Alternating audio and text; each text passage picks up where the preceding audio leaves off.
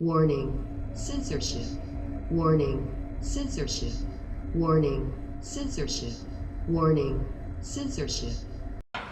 We're out here at Tin Horn Flats, a restaurant in Los Angeles that has been shut down because of the lockdowns, and the co-owner has been arrested 3 times for trying to keep his business open. There's some counter-protesters over here with a sign that says, "Shut down Tin Horn Flats and put up a Planned Parenthood." They want a place that murders babies instead of a restaurant that has served the community. Mindset of people here in California. This is the mindset of millions of people. Am I gay? Kind of fruity. Thank you. Welcome back to Rebel News. Don't forget to go to afteryoutube.com. YouTube has completely demonetized us, and we are moving away from their censorship. Canada has entered a new wave of lockdowns, and yesterday it took a disturbing turn. On the very first day of increased restrictions, law enforcement in Alberta decided their first priority was to occupy a church in Edmonton and put fencing up around it, preventing people from entering the property and worshiping. Take a look. Oh, here we go. Back up for me, please. You're getting awful close, though. No, you're getting close, though. And I will. Who's the thug? What's his name? Ask him for his name and badge number. Sorry, what's your name and badge number?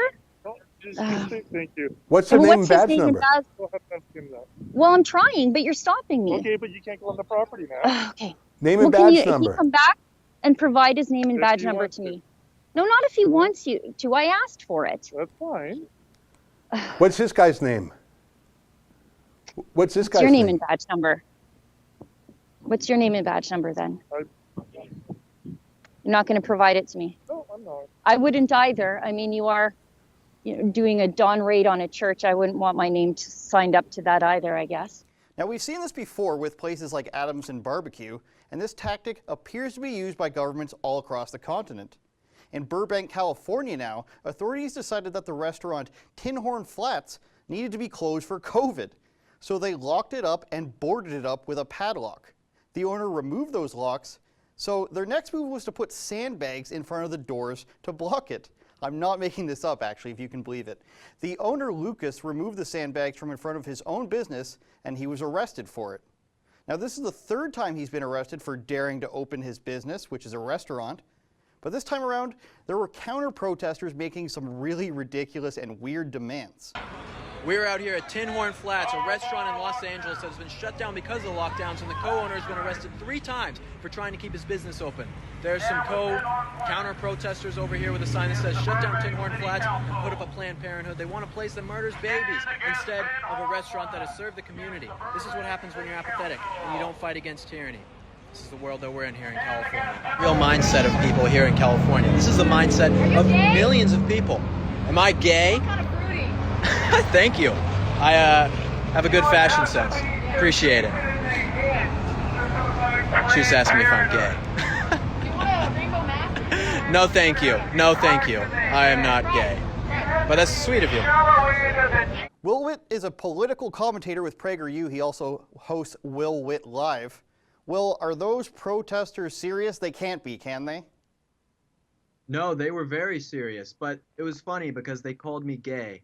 I think they were using it as an insult. I'm not gay myself, but it was just funny that that's like the level of maturity that they turn to fight against an idea that they don't agree with. They were saying that you should put up a Planned Parenthood instead of this business that served the community for years and made tons of people happy. And they were very serious about it. And you would think that if they were so worried about this global pandemic, they wouldn't even be going outside, let alone within, feet of people who aren't wearing masks, who they think are anti-masking types of people. So it's just all very strange. So what does it say about these protesters that they're very pro-lockdown, they're pro-Planned Parenthood, they're being very hypocritical like you just said, they're almost a parody of an LA protester, aren't they? Yeah, you see some of these people and it's so wild and it makes no sense. So you start to think like this is satire. Like I go on Twitter all the time. I just watched this video the other day about this girl talking about she's trans, but she got an abortion and she was mad that the abortion clinic thought she was a woman. I didn't know if this is satire or real. And it's like you can't tell anymore with some of these people. I go out in LA and I talk to these people and it's hard to tell if they're like trolling me or not because their ideas have just gotten so ludicrous. The far left is the mainstream left now. And if you're anywhere deviated from that, then you're no longer part of the left. So these people totally represent what the left represents today, and it's pretty sad. So what brought you out there to that restaurant? Had you heard of it before? And what was happening while you were out there? Were they getting shut down again? Were they open? How did it go? Yeah, so I actually live in Burbank, or pretty close to Burbank over there. So I'd heard of the restaurant, and then it's kind of been over social media. Some of the people at PragerU, we're patriots, and we support restaurants that defy lockdowns because, these people are standing up for themselves. And so we actually heard about the restaurant, and then we heard there was a protest going on, or a rally more like it. And so we went down there, and then when we got down there, there were just tons of people.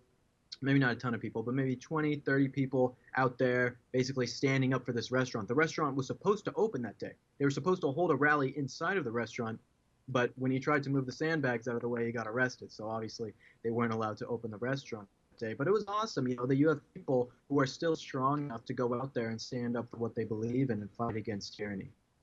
Crazy stuff to put sandbags in front of a business. Last question, Will, are the people of California ready to open? What's the feeling around where you live?